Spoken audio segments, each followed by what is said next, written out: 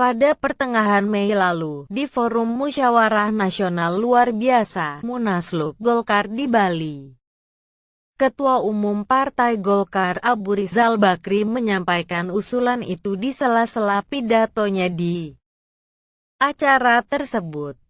Terkait usulan itu, Menteri Sosial Khofifah Indar Parawansa mengakui proses pengajuan gelar pahlawan kepada Soeharto masih berjalan. Malahan, kata dia, proses pengajuan gelar itu kini sudah di tangan Dewan Gelar. Artinya, kalau tidak ada aral melintang, Soeharto bakal dianugerahi gelar pahlawan nasional dalam waktu dekat ini. Itu bukan kali pertama Soeharto diusulkan sebagai pahlawan. Awalnya, pada tahun 2010, nama Soeharto lolos sebagai calon penerima gelar pahlawan dari wilayah Jawa Tengah oleh Kementerian Sosial. Kemudian, pada pemilu presiden 2014, salah seorang calon presiden, yaitu Prabowo Subianto, menjanjikan gelar pahlawan kepada Soeharto jika dirinya terpilih sebagai presiden. Ini bukan soal suka dan tidak suka. Namun, jejak langkah Soeharto dalam sejarah membuat dirinya tidak pantas mendapat gelar pahlawan nasional. Berikut ini 10 alasan kenapa Soeharto tidak pantas dinobatkan sebagai pahlawan nasional. 1. Menjadi operator imperialis untuk gulingkan Soekarno. Sejak reformasi bergulir hingga sekarang, makin banyak kesaksian, penelitian maupun dokumen yang menyingkap fakta sejarah dalam peristiwa G30S 1965. Termasuk keterlibatan negara-negara imperialis, khususnya AS dengan Cianya, dalam menggulingkan pemerintahan Soekarno. Nah, yang menarik, ada keterlibatan Soeharto dalam peristiwa ini. Beberapa kesaksian, seperti pengakuan Kolonel Abdul Latif, salah seorang aktor penting di peristiwa G30S, menyebut Soeharto mengetahui adanya rencana G30S. Sejumlah peneliti, seperti Ben Anderson dan Prof. Dr. W.F. WRDM, menyebut Soeharto sebagai orang yang paling diuntungkan oleh G30S.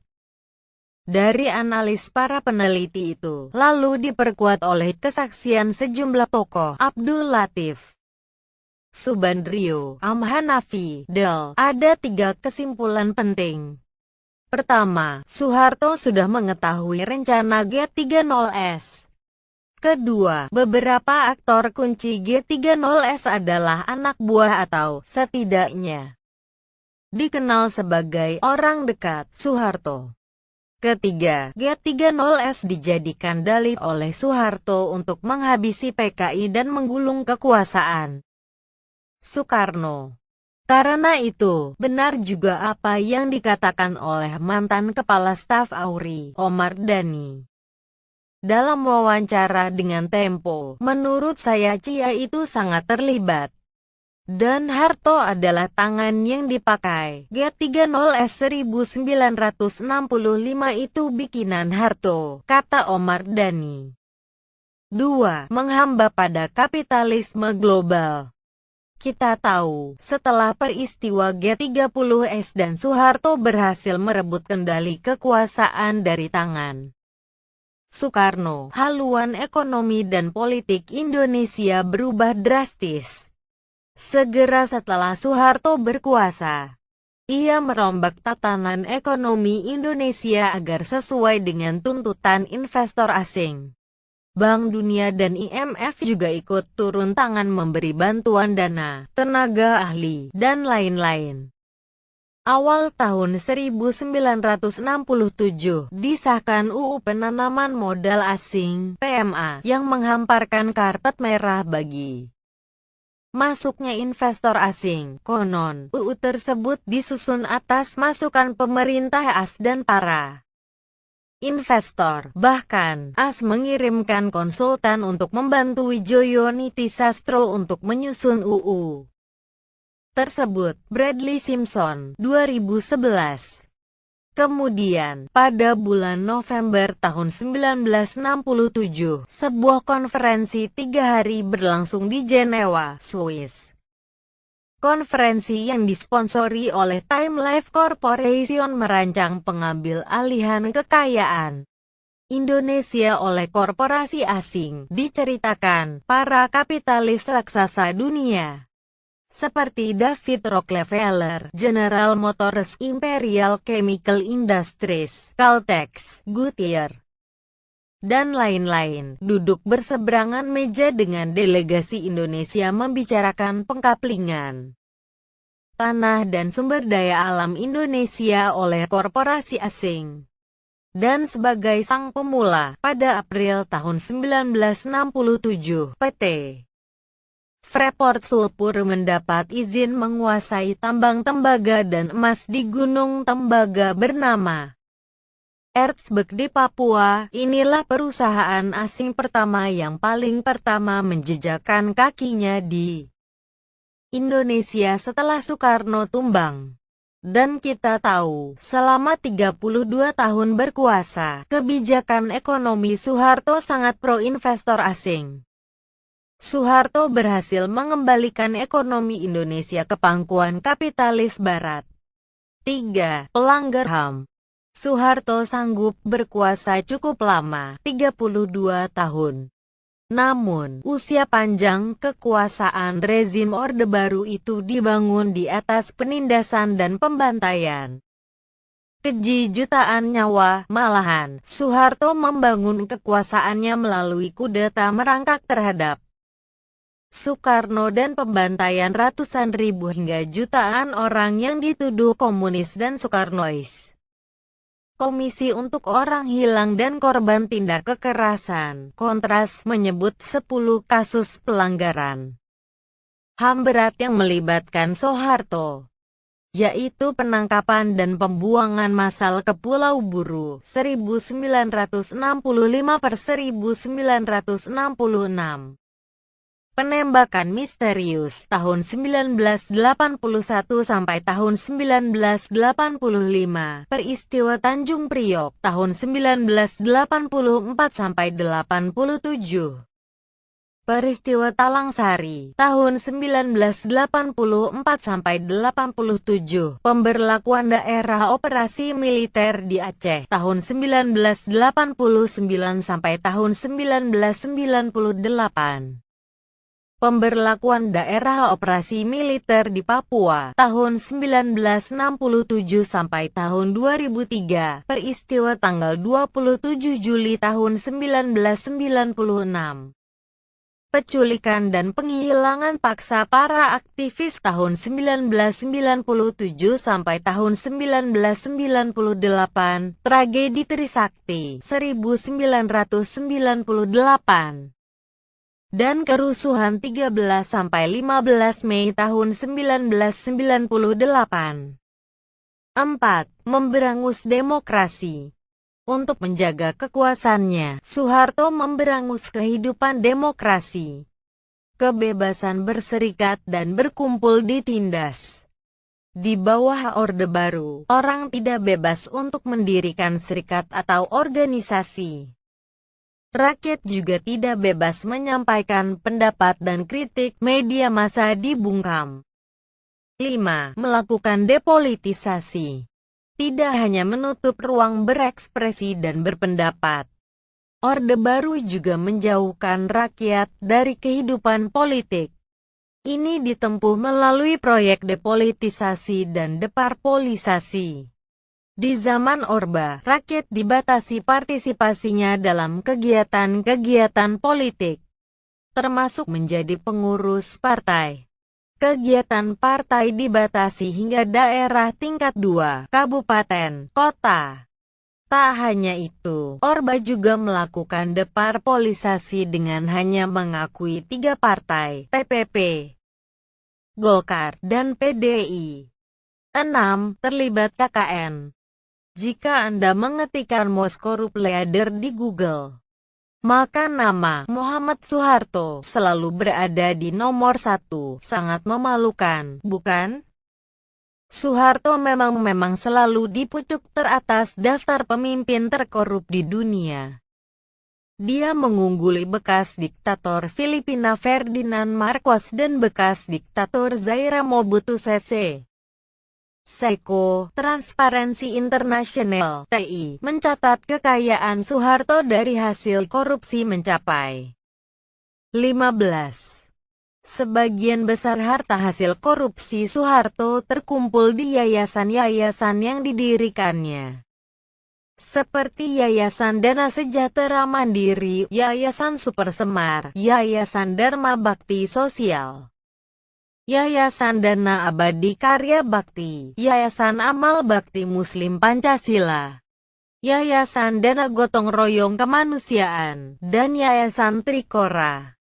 Selain korupsi, zaman Soeharto juga marak dengan praktek kolusi dan nepotisme. 7. Mewariskan utang luar negeri. Rezim Orde Baru sangat bergantung pada modal asing. Tak hanya itu, rezimnya yang berkuasa 32 tahun juga doyan berutang. Hingga kekuasaannya berakhir di tahun 1998. Soeharto mewariskan utang luar negeri sebesar 1.500 triliun. Ironisnya lagi, seperti diakui oleh Bank Dunia, sekitar 30% utang di masa Orde Baru masuk ke kantong pribadi Soeharto. Dan sekarang kita yang wajib memikul beban utang tersebut. 8. Melecehkan Bung Karno.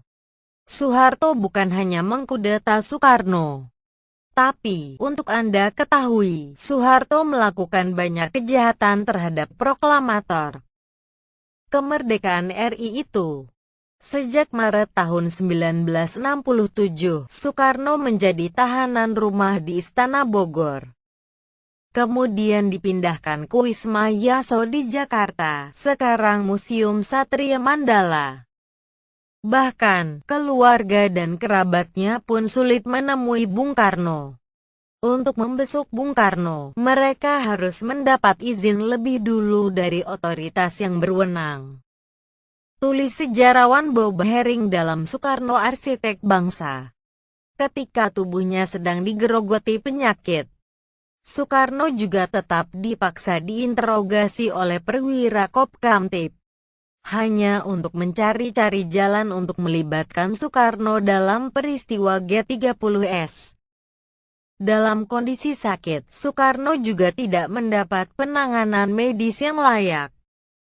Soekarno menghembuskan nafas yang terakhir tanggal 21 Juni tahun 1970 dalam keadaan sebagai tahanan politik dan didera oleh penyakit yang parah.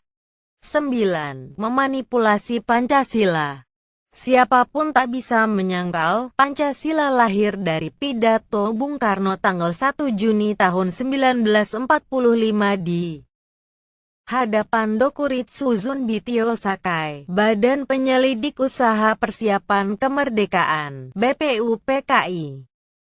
Dan, tidak bisa disangkal pula, bahwa penggali Pancasila adalah Bung Karno. Sayang, sejak Orde Baru berkuasa, proses pemalsuan sejarah intensif dilakukan, termasuk terkait sejarah Pancasila. Sejak tahun 1971, Orde Baru melalui ideolognya, Nugroho Noto Susanto, mulai menyusun versi manipulatif terkait sejarah Pancasila. Hasilnya gampang ditebak, peranan Bung Karno dihilangkan dan tanggal 1 Juni tahun 1945 sebagai hari lahirnya Pancasila dikaburkan. Sebaliknya, Orde Baru kemudian menetapkan tanggal 1 Oktober sebagai Hari Kesaktian Pancasila. Ini diputuskan sendiri oleh Soeharto melalui Surat Keputusan Presiden No. 153/1967. Alhasil, selama 32 tahun kekuasaan Orde Baru, Hari kelahiran Pancasila tidak pernah diperingati. Tapi Hari Kesaktian Pancasila selalu diperingati selama Orde Baru, kendati Pancasila diagung-agungkan. Tapi praktek penyelenggaraan negara melenceng jauh dari nilai-nilai Pancasila. Di zaman Orba, korupsi merajalela dan ketimpangan sosial melebar. Pelanggaran HAM juga menginjak-injak nilai peri kemanusiaan. Demokrasi juga dipasung. 10. Memanipulasi sejarah. Orde Baru banyak memanipulasi sejarah bangsa. Sebagai misal, untuk melancarkan proyek desoekarnoisasi. Peranan Soekarno dalam sejarah bangsa ini dikaburkan. Semisal dalam buku Pejuang dan Prajurit, Soekarno tidak tampak pada foto pengibaran bendera merah putih saat proklamasi kemerdekaan 17 Agustus tahun 1945. Orde Baru juga memanipulasi sejarah lahirnya Pancasila dengan melebihkan peran Muhammad Yamin dan Supomo ketimbang Soekarno. Orde Baru juga dituduh merekayasa peristiwa serangan umum tanggal 1 Maret tahun 1949. Dalam sejarah versi Orba, Soeharto yang dianggap sebagai konseptor sekaligus pelaksana dari serangan bersejarah di ibu kota Republik tersebut. Sejarah versi Orba juga menghilangkan kontribusi orang-orang kiri, baik sosialis maupun komunis, dalam sejarah perjuangan kemerdekaan. Padahal, banyak sekali orang kiri yang berjasa pada lahirnya bangsa ini, seperti Tan Malaka, Amir Sarifuddin, Semaun, Witana, dan lain-lain.